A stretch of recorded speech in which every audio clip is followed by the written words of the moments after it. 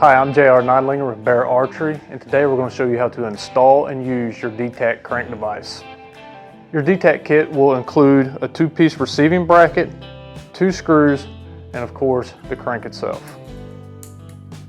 The Bear De-Tac crank will work on all BearX Crossbows. For today's demonstration, we're going to use the Intense CD. You will notice that on the back of the bracket we have it flipped to the flat side. For AR style stocks, you will attach the receiving bracket with both open ends facing each other as pictured here.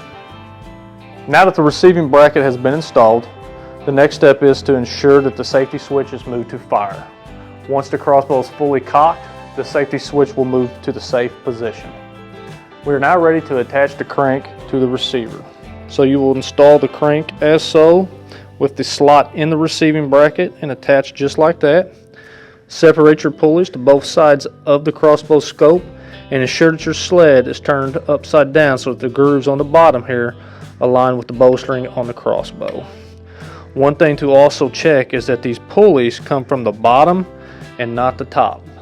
While applying a little bit of tension, you can begin to crank and apply just a slight amount of tension to the crossbow string. Now that you've applied slight tension to the bowstring, you're now ready to step through the stirrup while also push on the back of the crossbow stock and begin to wind your crank.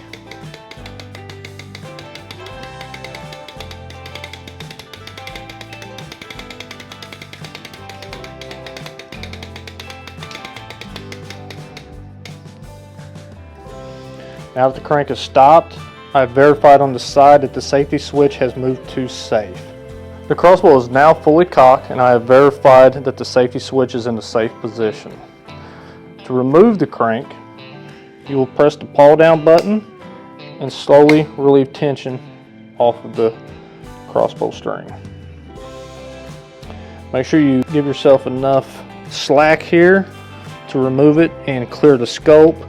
Make sure you also do not put your fingers in front of the string. Typically what I will do is lean this thing forward until it's capable of clearing the scope so that I don't have to put my fingers in front of the bowstring in harm's way. Now I've removed the crank. Now all you need is a bolt and you're ready to shoot.